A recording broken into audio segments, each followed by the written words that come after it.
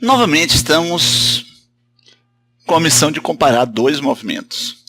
Mas nós vamos comparar esses movimentos usando o olhar, os óculos, dessa nova concepção sobre a aceleração. Essa divisão entre a aceleração tangencial e a aceleração centrípeta. Vimos o movimento circular uniforme, MCU. Agora eu vou colocar o movimento circular uniformemente variado. E aí? É um movimento uniformemente variado, só que é circular. Isso significa o quê? Não basta ter aceleração centrípeta. Isso é legal porque a gente acaba dominando bem essa diferença entre tangencial e centrípeta. Observe. Não basta ter a centrípeta, mas precisa da centrípeta, já que ele muda a direção da velocidade. Eu preciso da outra aceleração, a favor ou contra o movimento, da tangencial, porque ele está sendo um movimento acelerado ou retardado, é um movimento uniformemente variado. Então é um exemplo que tem as duas acelerações. E na prática eu pergunto, é possível em uma curva frear? É possível em uma curva acelerar? Claro, né? Quando isso acontece, você tem as duas acelerações. Você está na curva e está acelerado ou retardado. Então vamos lá, um exemplo prático. Você tem um foguetezinho no espaço sideral, vou botar assim para ficar mais simples, né? E eu boto um cordão aqui preso a alguém, alguma coisa que se mantém parado, e esse cordão vai obrigar essa navezinha que está em movimento a fazer uma curva, né? Não vai deixar essa nave ir embora, né? Não vai forçar ela a se aproximar, só vai... Igual aqueles brinquedos de avião que você prende numa corda, né? Então, esse cordão aqui vai forçar esse cara a não seguir em linha reta. Então, ele vai puxar. Vai ter uma força para o centro. Vou chamar de centrípeta. Mas aqui é um foguetinho.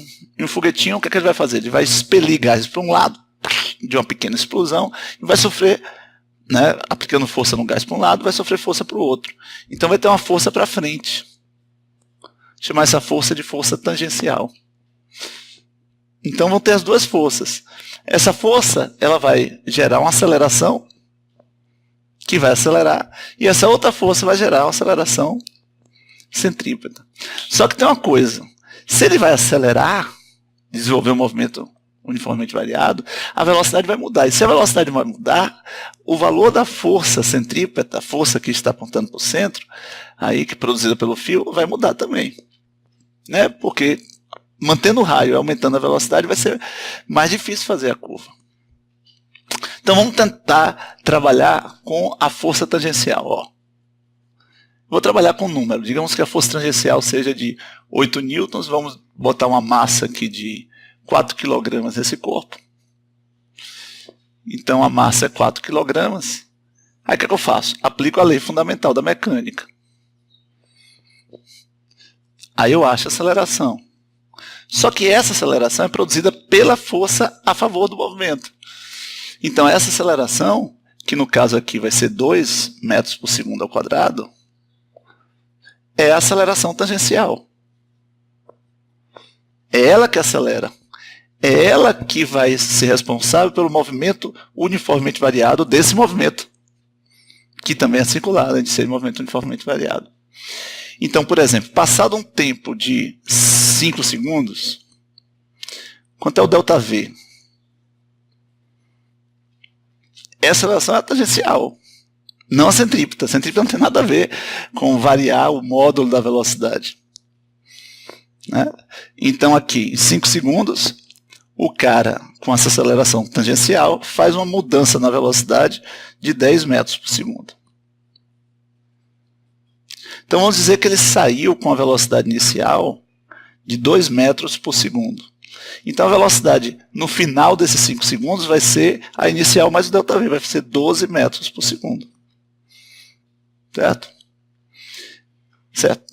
Aí um tratamento, dá para perguntar quanto é a distância percorrida pega a média, né, multiplica pelo tempo.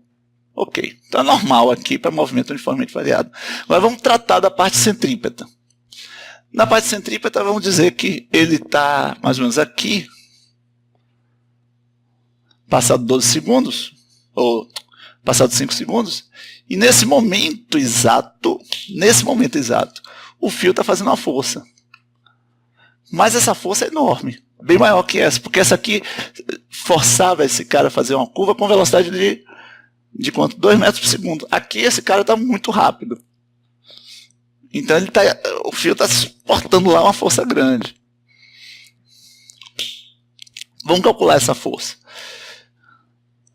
Né? E o que é que eu vou ter? Né? Nesse exato momento, aqui, é nesse momento. Então, vou chamar assim, em t igual a 4 segundos. É 4? Não, é 5. Exatamente em t igual a 4 segundos, naquele exato momento, né, quanto é a aceleração centrípeta? Aí eu pego a velocidade, que é 12 ao quadrado, e divido pelo raio. Vou botar uma coisa mais cômoda. Né? Digamos que o raio aqui tenha 36 metros. Certo? Então aqui dá 144. Dividido por 36 dá 4.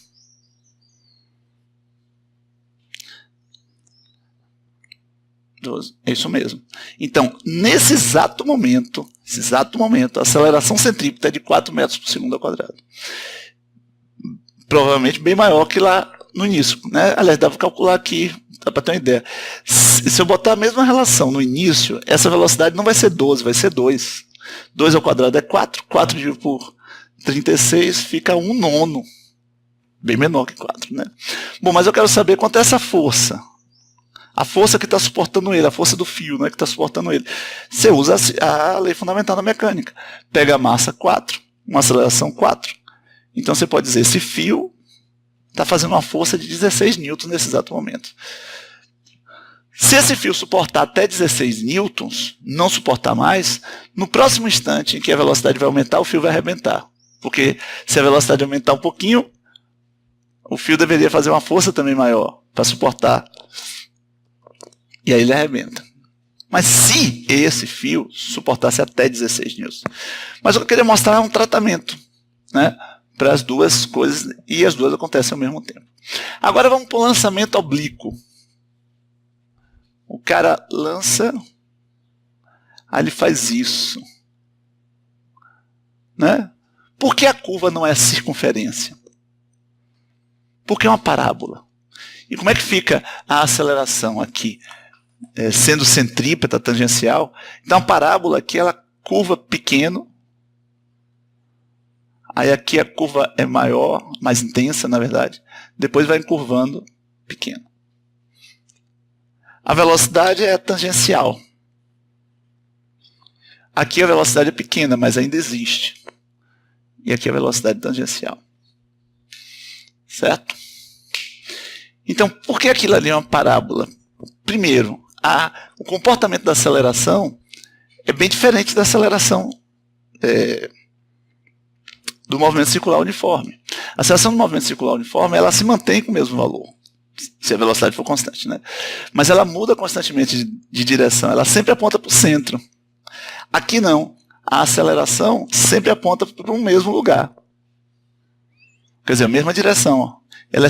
Ela não é centrípeta, ela não aponta sempre para o centro, então não forma a trajetória circular. Forma essa outra forma, nesse outro formato, né, que é parabólico. Agora, veja só, aqui está a aceleração da gravidade. Se eu dividir aqui em seguir a direção da velocidade e seguir a direção perpendicular, eu posso enxergar que a aceleração tem duas componentes. Uma centrípeta e outra, uma tangencial. Está vendo? Então, o que está acontecendo aqui? Parte dessa aceleração está obrigando esse cara a mudar a direção, que é uma parte menor do que ela, por isso que ele não muda forte a direção. E a outra parte está freando esse cara. Quando ele chega aqui em cima, o que acontece? A aceleração, ela é perpendicular à velocidade, né? E ela então faz o papel só de centrípeto. A aceleração da gravidade aqui, ela é só centrípeta. Ela não tem nenhuma gota na direção da velocidade, que seria, nesse caso lá em cima, horizontal. Né? A direção da velocidade seria horizontal. Então, se ela é só centrípeta, ela só está preocupada em mudar a direção. Por isso que a curva aqui é mais acentuada. O que aqui é quase reta. Aqui é uma curva mais acentuada. Lá quando chega no vértice da parábola. Então, não existe a aceleração tangencial. Lá no vértice, lá na altura máxima. Só existe a centrípeta. Entendeu? Então, aqui é a mesma coisa. Aqui você tem uma aceleração tangencial. Se você dividir aqui naquele retângulo, né, você vai ter a aceleração centrípeta. Que não é toda a aceleração, e aí ele não faz uma curva muito acentuada. Então é isso. Esses movimentos são movimentos que mudam a direção, então tem a centrípeta, mas mudam a intensidade, tem a tangencial. Esse seria um movimento circular uniformemente variado, com uma aceleração tangencial fixa e aceleração centrípeta variável. E tanto a tangencial quanto a centrípeta estão mudando constantemente. E aí, como é muito louco essa análise de centrípeta tangencial para o lançamento oblíquo, fica muito mais confortável, para quem não gostava, uma análise em horizontal e vertical, porque aí, na vertical, o movimento, a aceleração vai ser fixa em 1000V. Na horizontal não tem aceleração, entendeu? Então, o tratamento de centrípeta tangencial para esse tipo de movimento é terrível. Não deve ser feito. Apesar de um vestibular, ou a minha questão, pode discutir, né? Quando a aceleração centrípeta ou a aceleração da gravidade, em um lançamento, assume o papel de centrípeta, e antes de assumir ou depois de assumir, se